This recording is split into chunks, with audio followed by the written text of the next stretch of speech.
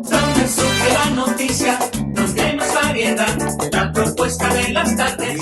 La habíamos invitado precisamente para este día. Ella estaba pautada para otro día, pero a sabiendas de lo que iba a ocurrir, Domingo sugirió que ella viniera un día después, claro, de la primaria. Mira que es necesaria la presencia de Rosario aquí, para que nos haga una disección de la anatomía de todo esto, Rosario, y que esperamos, porque esto está complicado. No, yo no creo que esto está complicado. No, Yo creo Marta. que esto es normal, Ajá. lo que está pasando. Aquí Estamos no de está acuerdo. pasando nada raro. Ya tenemos un nuevo término en el folclore político dominicano, ¿Cuál? algoritmo. Algoritmo al cubo. Sí, Sí, el sí. código Algoritmo al fuente. cubo. Ya El hemos- código fuente. Ya hemos Sí. Eso lo tiene introducido Instagram. un nuevo término al folclore lingüístico de la política dominicana. Sí, sí. Eh, Tenemos un nuevo líder, Goyo, el de la Jabón, que le tocó a sí. Sonia Mateo. Goyo. Goyo. Ajá. Ya lo Y a la vemos. boleta decía nada más Goyo. Exacto. Y con Había esa- varias boletas que tenían nombres folclóricos Sí, también. nombre. Sí, sí. El apodo por el que son conocidos. Hay uno que se llamaba Venga Pueblo. Mi madre. Yo no vi ese. Sí, sí. Venga Pueblo. Exacto. En el contexto, digamos, de Latinoamérica, ¿cómo ubicaríamos lo que está ocurriendo en estos momentos en República Dominicana? Para quizá comparar. ¿Es una tendencia de toda Latinoamérica o de gran parte de ella? ¿O nosotros seguimos siendo exclusivos? Señor, en América Latina, en muchos países, la cosa está más complicada que aquí. Sí. Aquí vivimos todavía en un nivel donde la chercha está por encima de los gravísimos problemas que nos deberían ocupar. Y yo diría que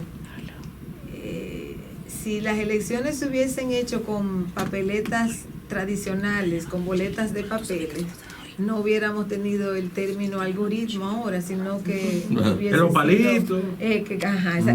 y pleito a todos los niveles, porque ahora nada más el presidencial, básicamente, pero todos los fraudes aquí se han hecho contando papeletas. Y ahora, claro, está el término algoritmo porque es un sistema automatizado. Yo no soy experta en tecnología, entonces yo no puedo opinar mucho sobre ese argumento. Así que eso habrá que dejárselo a expertos en tecnología. ¿Cómo evalúa Rosario Espinal este proceso? ¿Cómo lo describiría o cómo lo denominaría?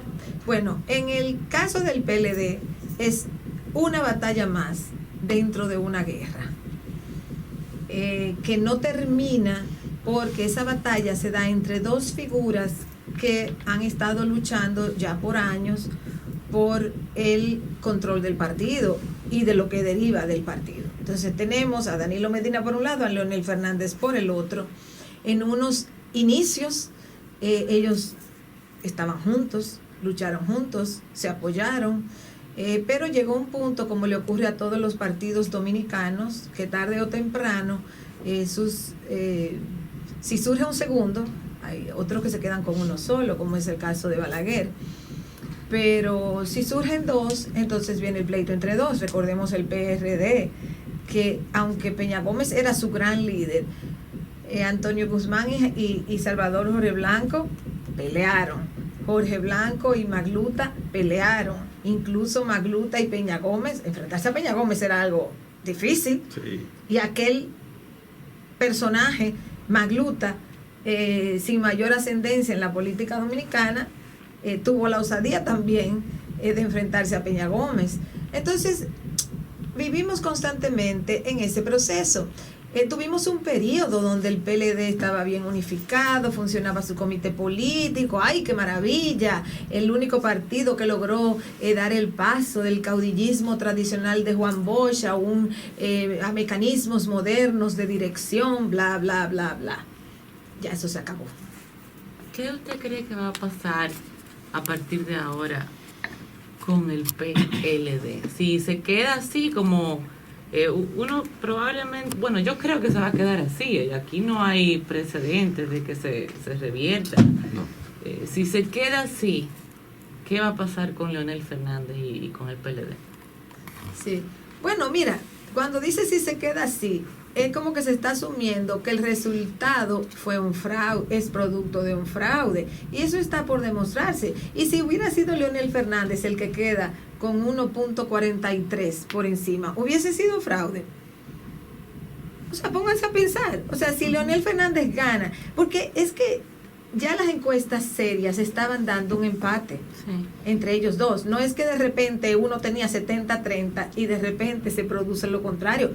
Las encuestas serias, Mark Payne porque la publicó, pero hay encuestas privadas que también daban un empate entre Leonel Fernández y Gonzalo Castillo. Entonces había una situación de empate. Alguien tiene que ganar, aunque sea por 3 votos. Si hubiese sido lo contrario, hubiese habido fraude. Entonces, yo creo como que vivimos dentro de un cuestionamiento constante que debe ser legítimo, pero no debe llevarse a extremos inaceptables, porque si no, el sistema político se va a ir destruyendo y lo poco que tiene se le va a destruir. Entonces, yo creo que si hay una acusación que tiene que ser evaluada, que se evalúe, pero no podemos a priori decir que se hizo un fraude tecnológico, y me estoy refiriendo a la parte tecnológica. Hay otros problemas en el proceso electoral, pero en la parte tecnológica, asumir que hubo un fraude porque el candidato que perdió dice que ahí hubo un fraude, entonces yo creo que es como emitir un juicio antes de que el juicio ocurra, si es que el juicio va a ocurrir. Pero digamos que se confirma que no hubo. Es que no se va a confirmar nada. O sea, eso va a quedar entre el que acusa diciendo que hubo y la Junta Central Electoral que va a decir que todo salió bien. Ahí es donde eso va a terminar. ¿Qué usted cree que haga o que pase con Leonel Fernández partiendo de su experiencia y de lo Bueno, que ya él no cabe en ese partido. La pregunta de Leila, perdóname, yo le agrego, Rosario, es que Leonel no es un cualquiera, no es un Nieves, no es un Pérez. Leonel es un expresidente de 3 veces y un hombre conocido internacionalmente. Él no va a venir a inventar ni a salir con una patochada o como un botarate cualquiera. Entonces, por eso a mí me preocupa lo que ha dicho, porque él debe de tener algo. Bueno, lo que pasa es que si él tiene algo, hay que buscar los mecanismos de que se pruebe lo que él tiene. O sea, el que tenga una queja, que la plantee, un alcalde, un precandidato a presidente, lo que sea, que la plantee. Y que se busquen los mecanismos. O sea, no... Ahora, cuando Leonel Fernández derrotó a Danilo Medina en el 2007, Danilo dijo: me venció el Estado. Sí, pero fue 70-30, ¿no? Claro, es cierto, pero en las elecciones siempre hay... ¿Ustedes se creen que es fácil enfrentarse a un expresidente 3 veces presidente? No, es un país como líder de un partido, sí, presidente de un partido. El problema que hay en el PLD, el problema que ha habido esencialmente, es que hay 2 tendencias y ya no caben las 2 tendencias. Eso es irreconciliable. Entonces, bueno, cada día que pasa se hace más difícil de reconciliar. Entonces, ¿usted cree que él se va? No, yo no estoy diciendo que él se va, porque es que la minita de oro que es el PLD no la quiere abandonar nadie. No. Pero ¿qué puede hacer en un comité político donde él ha sido aplastado? Exacto. ¿Qué puede hacer él ahí tiene adentro? un gravísimo problema. Él tiene un gravísimo... Leonel Fernández, desde mi punto de vista, no debió ser precandidato del PLD. Porque ir de precandidato del PLD, cuando toda la vida él ha ido en coche, es decir, ha ganado con el apoyo sólido de su partido, irse a ser candidato sabiendo que tiene en contra a la mayoría de la dirección de su partido, era una jugada demasiado riesgosa. Lo que señalábamos aquí. Para una persona que ha sido presidente 3 veces. Era un Alejandro Mano, él no había perdido. Pero además, él había sido presidente 3 veces, él iría a una 4ª repostulación, a una 4ª presidencia si ganaba la presidencia. Entonces, exponerse a una derrota cuando de entrada, día 1, él sabía ya que la mayoría de la dirección del partido estaba en contra de él, fue una jugada demasiado arriesgada. Muy riesgosa. Pero él también conocía lo que se puede hacer desde el aparato del Estado. Porque él lo usó también contra Danilo. En consecuencia, él sabía a lo que se arriesgaba. Sin embargo, si miramos los resultados, muy a pesar de la maquinaria del aparato del Estado, que en un país como el nuestro es demoledora, quedó muy bien plantado porque no es desechable su figura, a pesar, para lo que significa, a menos que no le apliquen a Luis Abinader ahora la misma aplanadora que le aplicaron a Leonel, porque aquí el uso de los fondos públicos está casi legitimado. Pero, Si la gente lo ve como Leonel natural. dejó el PLD ahora mismo mitad. Pero eso es lo que quiero decir. La base electoral está dividida. Entonces, ¿qué va a totalmente. pasar ahí? Porque además Leonel no es un militante, es el presidente del partido. Ahí hay miembros del comité político que están con Leonel.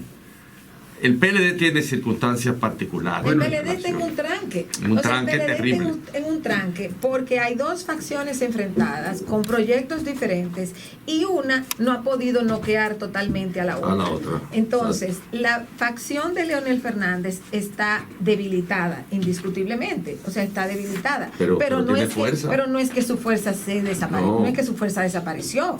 Él tiene fuerza, pero está debilitado. Y haberse lanzado a ser candidato en estas condiciones, cuando él desde el principio sabía que tenía en contra a Danilo Medina, a una parte importante del comité político, del comité central, de los funcionarios electos, o sea, sabiendo eso, a mí me parece una jugada demasiado arriesgada. Leonel Fernández debió apoyar a Margarita Cedeño, una persona con un altísimo nivel de favorabilidad, hubiese sido una candidatura de consenso, y ella hubiese sido una candidatura de acuerdo. Siempre lo pensé. Entonces, ¿qué pasa? No, pero él se opuso, o sea, él quiso ir él y desperdició la oportunidad de haber apoyado a Margarita Cedeño, porque sin el apoyo de él, ella no iba para ningún sitio, porque ella es su esposa. Entonces, o sea... Mire, ese es interesante. No, y un elemento que no se había escuchado. No se había escuchado, porque Danilo salió con Gonzalo a presentar a Gonzalo y lo sacó Leonel. Entonces, la inteligencia política debió decirle a Leonel: ya yo lo derroté, lo saqué a él, déjame salir yo también, y construye un ambiente de equidad. Tú sabes que en los actos humanos también está la dosis del orgullo, Domingo. Bueno, pero ya, porque tú golpeaste al otro, ya qué orgullo tú tienes. Óyeme, lo que hay es vocación de eternidad, tanto en Danilo como en Leonel. No, en los dos. Los dos tienen vocación de pasa eternidad. es que ahora... Danilo lo que quiere es perpetuarse en el otro, porque sea como sea, lo que Gonzalo Castillo es hasta ahora, porque uno nunca sabe, por ahí anda el de Ecuador, que andaba en una silla de ruedas y parecía inofensivo, y se alzó con porque el que llega al poder tiene que gobernar. Tiene que gobernar. Pero y para de que tú Danilo, gobernar, tienes que buscar apoyo. De que Danilo lo elige, porque había muchos otros más potables ahí en el grupo de los que tenían las alitas cortas y los que las tenían un poquito más largas. Ahí había mucha gente más potable, digamos, que tendría menos conflictualidad ética o de inserción en lo que son las estructuras del propio Partido de la Liberación Dominicana. Es una decisión de Danilo. Es decir, Leonel Fernández de quien pierde es de Danilo Medina, no de Gonzalo Castillo. Claro. O sea, realmente ahí la competencia era entre Danilo y Leonel.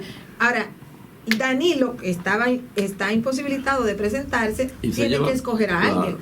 Entonces, bueno, va Gonzalo de ese lado. Pero por otro lado, Leonel, sabiendo que tiene toda esta gente en contra de su partido y que él ha sido fuerte con el apoyo de ese partido en el pasado, debió usar su inteligencia política para decir: estas son condiciones adversas para yo participar como precandidato, déjame o buscar una precandidatura o negociar una candidatura como la de Margarita, que es vicepresidenta del gobierno de Danilo, es mi esposa, entonces vamos a negociar una candidatura. Eso fue lo que Leonel Fernández debió hacer, no lanzarse a una aventura como esta para ser derrotado por lo que fuera. Porque yo le voy a decir una cosa: si ahí hubo un fraude tecnológico, lo hicieron muy mal, porque debieron hacerlo para ganar con 10 puntos por encima. O sea, si hacen un fraude para ganar con 1.43%, ese fue un fraude muy malito.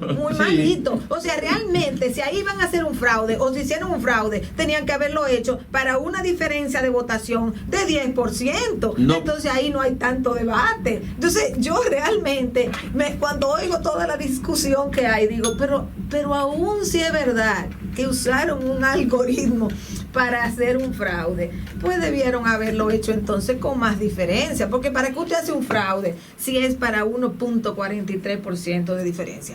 Por eso es que yo todavía tengo que ver que me demuestren para saber si es eso. En este país la gente no pierde. Y eso es una constante. Nadie pierde. Yo creo que el único que ha admitido derrotas fáciles es Hipólito Mejía. Sí, varias veces. Y que lo ha hecho varias veces. Volvió hoy, lo admitió. Sí. Es la única persona, fuera de él, nadie, porque incluso en el 2007, cuando Danilo dijo me venció el Estado, las condiciones eran totalmente adversas. Yo recuerdo haber escrito al respecto y yo dije, en un país donde hay repostulación inmediata, donde un gobernante, como era el caso de Leonel Fernández en ese momento, 2007, 2008, que tiene el apoyo porque llega en el 2004 en medio de una crisis, se reorganiza la economía, se restabiliza el país, tenía todas las condiciones para ser repostulado. Danilo no debió presentarse a una precandidatura en el 2007 porque iba a ser derrotado, porque todas las condiciones estaban a favor de Leonel Fernández en ese momento. Pero finalmente, porque el tiempo nos apremia, ¿no? No, que el problema consiste que cuando uno se enfrenta al análisis de la conducta de los políticos, se olvida de que uno, el que los analiza, es el que hace discurso de deseo, porque ellos tienen una vinculación con el poder que es adictiva.